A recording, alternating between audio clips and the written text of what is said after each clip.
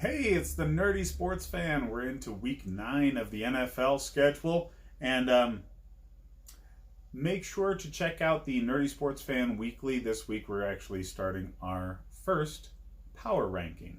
Independent analysis power ranking is going to be put into every Nerdy Sports Fan Weekly from this point on in the season. I felt it was kind of worthless until the halfway point. So, yeah, let's dig into Thursday night here. We've got San Francisco 49ers going to visit the Arizona Cardinals. Now, this is the definition of a trap game. You have a lesser team, for sure, in Arizona that has enough talent to do damage if you let them. And San Francisco has, bottom line, they're the best overall team, top to bottom, in the league. That should not be a question at this point. They've got an undefeated record, and they've got a much tougher slate of opponents that they've gone against than the Patriots do. So, yeah. I hope for their sake that the veteran leadership is strong enough to keep people in line for these lesser teams to make sure that they don't stumble. And I think they will. I really do. This is a divisional opponent. They're going to face them again in 2 weeks. They have Seattle sandwiched in between, but I think their preparation for this game is going to be strong because they're facing the same team twice within a short span of time. So I don't think the coaching is going to allow the team to slack or otherwise mess around. Coming off a huge victory against a tough opponent in Carolina. Actually, I thought that Carolina would have been the team to knock San Francisco off. But this run in their schedule, Arizona, Seattle, Arizona, worries me as well. I don't think that they're going to have a hard time dealing with Arizona. I don't. As long as they play to the potential that they can. The defense is absolutely phenomenal. Adding Nick Bosa to this defensive front that was already very talented, there's no defensive front in the league with this amount of top-line talent. Other defensive fronts rotate people in very effectively. That's a concept that was used by Carolina for years. Buffalo does it. New England does it. I mean, lots of good defenses rotate in a large number of defensive line talent. The difference with San Francisco is they've got a rotation that's loaded with top-tier talent. I mean, how many first-round draft picks are in this group? It's staggering. These guys do not have competition that can stack up to this defense. It won't last. It will not last. They've got a roster that's built for winning right now, winning for a long time, but it will not last. These guys will get signed away by other teams over time. Look what happened to the great defense just in your own division with Seattle. They need to take advantage of it while they can. So San Francisco is making the win now moves that they need to. They just added Emmanuel Sanders from Denver. Now this is a great move because the one grouping that I've pointed to for the entirety of the season is their wide receivers. They have young talent. They have journeyman talent. And they didn't really have a go-to leader who's definitely still a viable, usable talent right now that could show those guys the way and be a nice complement to what they already have in George Kittle as a receiver that you can go to multiple times a game and always expect the same strong results every time. So having that now with Jimmy G distributing the ball extremely well, I understand it's not the fantasy football season that people wanted out of him, but he learned at the heel of Tom Brady that you don't necessarily need gaudy numbers to produce W's. All right? He's on track to win a lot of games. I don't care what stats he puts up. He's directing an offense extremely effectively that's built around the run. And people forget that the West Coast offense that was brought in San Francisco, it was built around the run. Yes, it had short passes that were an extension of the running game, but it was built around the run. And Shanahan bringing that back into this town, it's serendipitous. Now, Arizona is building something, I think, very good.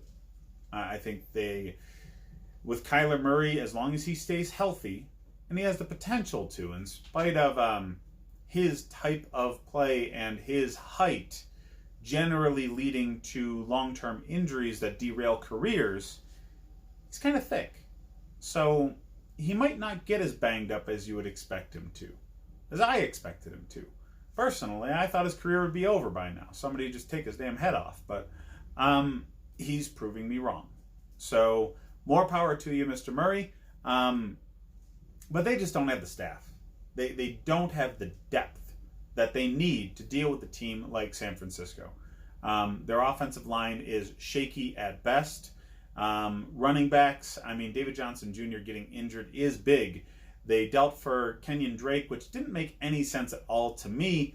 That's a win now kind of move, and they don't have the roster or the record that really points to winning now.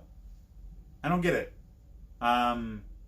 Personally, I think they should have just taken it on the chin with the David Johnson injury, allowed a few more losses than they would have gotten had they had him on their roster, and gotten a better draft pick out of it.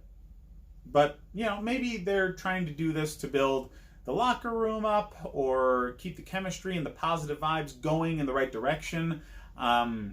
This might be a move that transcends draft status, which all of us tend to focus too much on anyway.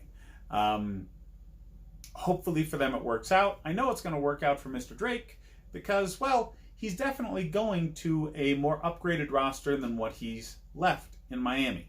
So he's going to get the opportunities with the recent injury to Johnson Jr., and I think it'll work for him. I just don't know if it's the smartest long-term move for Arizona.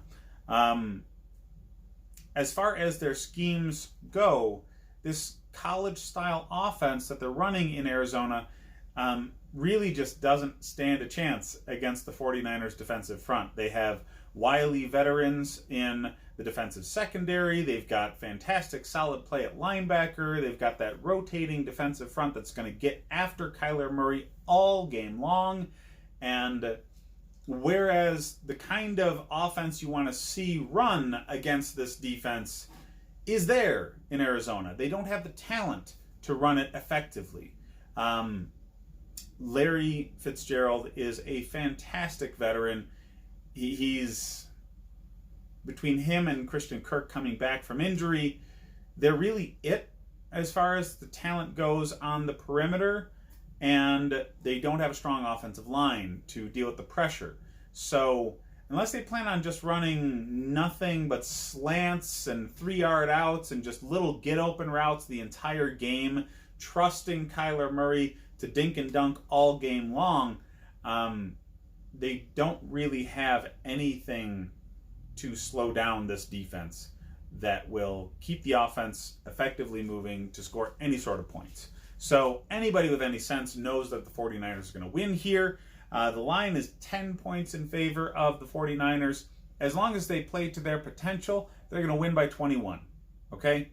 So I would bet San Francisco on this line all day. as far as fantasy football, you need to start San Francisco's defense.